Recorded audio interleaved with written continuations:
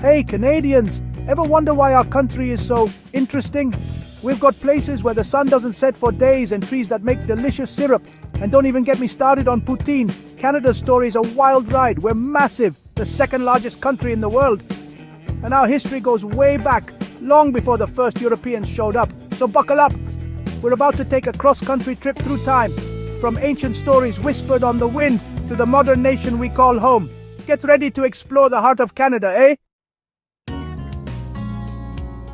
For thousands of years, that's way longer than any hockey game. Indigenous peoples called this land home. They were the First Nations Inuit and Métis, each with unique cultures and traditions. They lived in harmony with nature, respecting the land and its creatures. Think massive forests, soaring mountains, and rivers teeming with fish. They told stories about how the world was created, tales passed down through generations. It was like their own oral history book shared around crackling fires. These stories are vital to understanding Canada.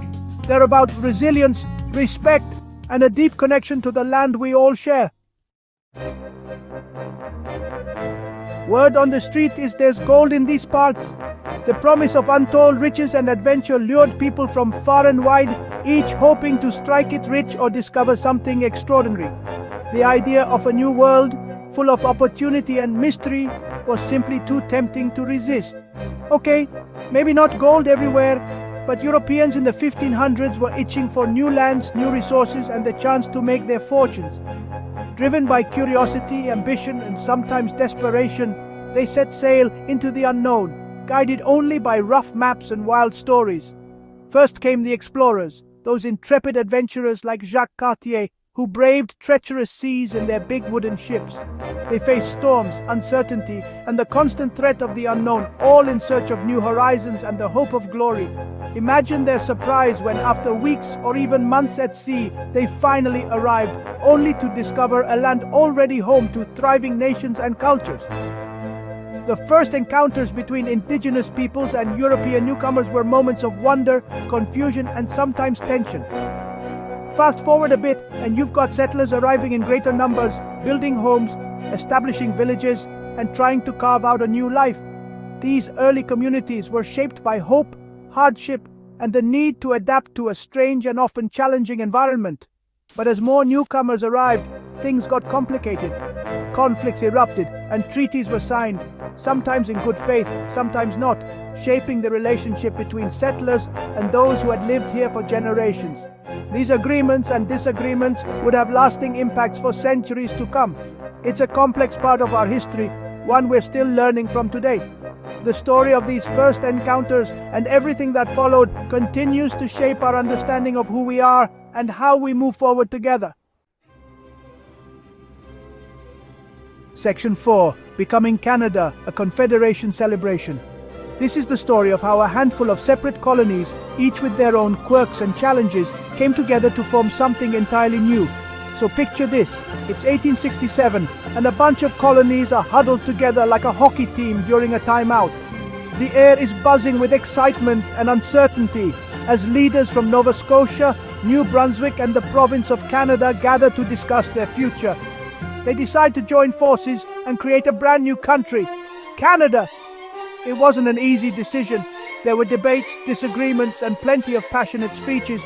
But in the end, unity won out. This wasn't some hostile takeover, mind you. No one was storming castles or waving swords. Instead, it was a meeting of minds, a coming together of different perspectives. It was more like a friendly agreement, a confederation, if you will. The leaders shook hands, signed documents, and set out to build a nation based on cooperation and mutual respect. They saw strength in unity like a good hockey team. Each colony brought something unique to the table, and together they believed they could face any challenge that came their way. Over time, more provinces and territories joined the party. The map of Canada began to fill in, province by province, as celebrations erupted from coast to coast. And guess what? We even invented a new sport, lacrosse. It became a symbol of our growing identity, a game that brought people together just like Confederation itself. Well, actually, we adopted it from the indigenous people who were way ahead of the game. Their traditions and knowledge became woven into the fabric of the new country, reminding everyone that Canada's story began long before Confederation. This Confederation thing was a real game changer. setting the stage for the Canada we know and love today. From humble beginnings, a diverse and vibrant nation was born, one that continues to grow, celebrate, and unite people from all walks of life. Section 5. Canada Today. Peace, Poutine, and polar bears. Welcome to the Canada of today, a country that's as vast and diverse as its history. So here we are in 2025. Canada stands at the crossroads of tradition and innovation, blending its rich heritage with a forward-thinking spirit. Canada's come a long way, eh? From humble beginnings, we've grown into a nation celebrated for its multiculturalism, inclusivity, and resilience. We're known for our stunning landscapes, from the rugged snow-capped Rockies that draw adventurers from around the world to the windswept shores of the Atlantic, where lighthouses stand as beacons of our maritime heritage and the ocean's power shapes our eastern provinces. And let's not forget our love for peace, kindness, and of course, hockey. Whether it's cheering on our favorite teams or playing on frozen ponds, hockey is in our DNA. We're proud of our universal healthcare, which ensures everyone is cared for, and our cities like Toronto and Vancouver buzz with creativity and opportunity. And yes, we have enough poutine to satisfy even the hungriest Canuck. This gooey, cheesy comfort food is a symbol of our love for simple pleasures and good company. But our story doesn't end here. Canada is always evolving, always learning, and always striving to be better. We're still figuring things out, facing new challenges and opportunities as we look to the future.